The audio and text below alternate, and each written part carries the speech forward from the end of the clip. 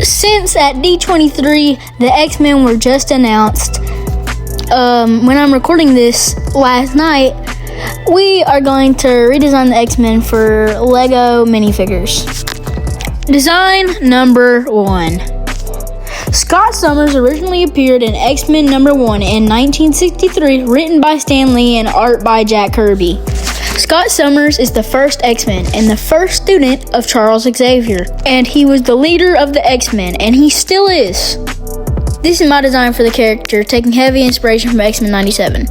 With each character, my goal was to make them feel different, but also make them feel like they're on the same team.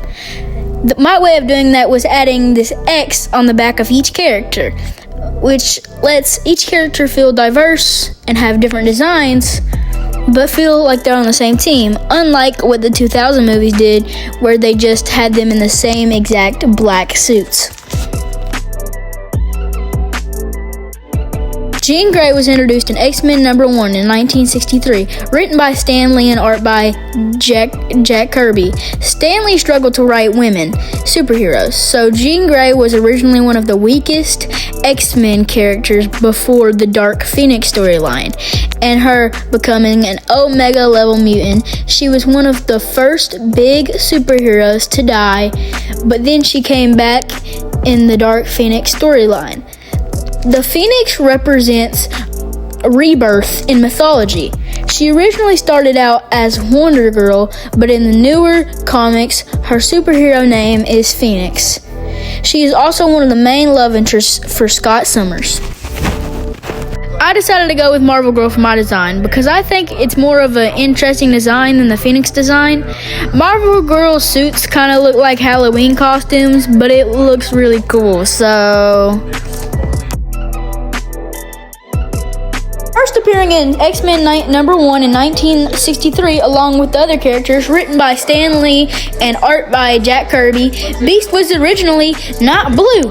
He was just a really weird guy with hands for feet. Listen, I'm not saying I agree with the people who are racist against mutants, but if I saw a guy with hands for feet walking around, I might run away.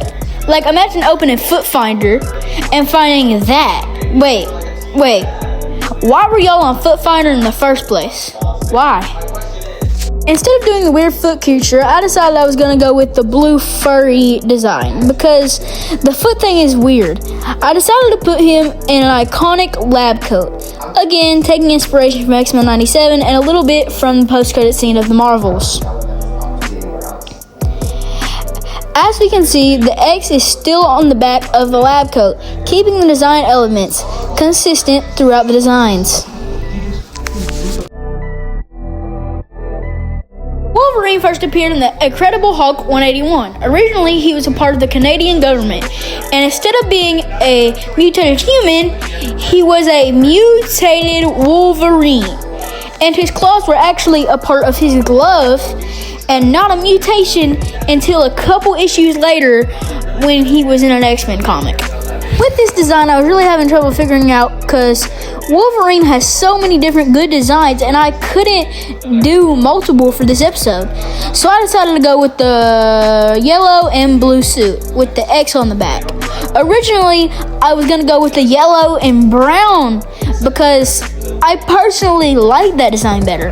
But I think this one is just more iconic.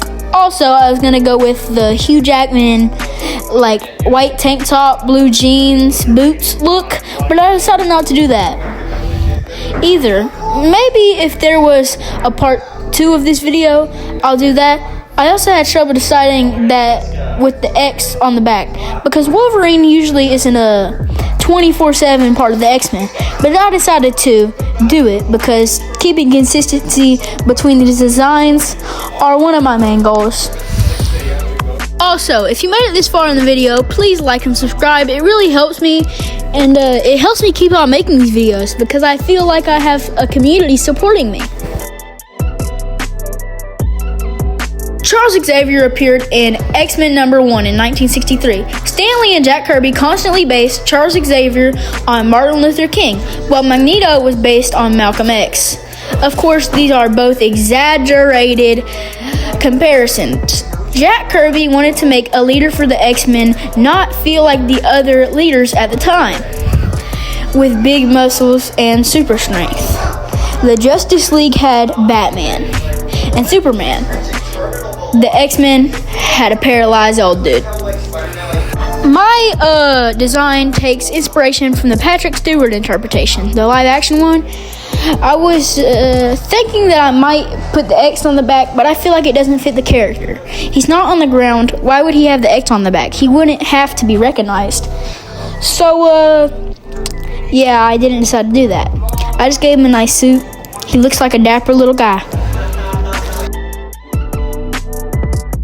Rogue first appeared in 1981 in Avengers Annual number 10. In her first appearance, she almost killed Captain Marvel, then known at the time Miss Marvel.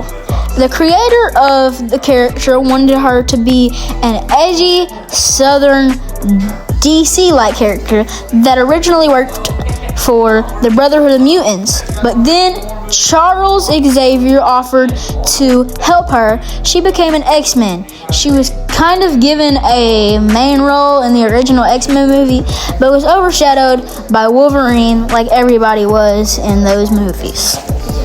My design takes inspiration from X-Men 97 once again, and we're adding back to the X on the back because she is now a part of the main roster. She's a really cool character, and I really like Rogue in general. She's a really cool concept for a character. It makes me mad that the movies wasted her the way they did. Nightcrawler was first introduced in Giant Size X-Men number 1 in May 1975. Giant Size X-Men saved the X-Men series from being canceled and is one of the most important comic lines in history. If it wasn't for this, we would have probably never got any X-Men movies. After the initial run of X-Men in the 60s, for nearly 5 years, it was just reruns of the Stan Lee and Jack Kirby era comic books before Giant Size came out, changing the whole landscape of the X-Men forever. My design takes inspiration from Giant Sized and X-Men 97, with the X on the back, of course. Nightcrawler is so cool. Even if it's in the prequel movies or the second X-Men movie, he's just a cool character and his powers are interesting. Going through this video, I've realized that X-Men are so much more interesting than the Avengers.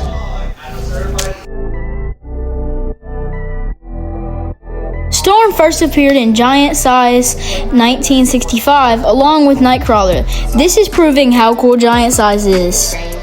The original design for the character was a character called Black Cat, who would have had cat-like abilities. But eventually, when the creator of Giant Sized was putting together the X-Men roster, he came across the visual design and wanted a weather-based superhero. So he made Storm. My design takes inspiration from X-Men 97, the X-Men movie, and Giant Sized. And it does have the X on the back, but on the cape, and smaller, because I thought it fit better with Storm. I love this design, man. Anyways, that's it for today. If you could please like and subscribe, that'd be great. I'm not making no money off these videos, and I probably won't for a couple of years because of the way YouTube's structured. So, I'm just doing this so I could gather a following and maybe make somebody's days better and teach people about comics. Anyways, goodbye.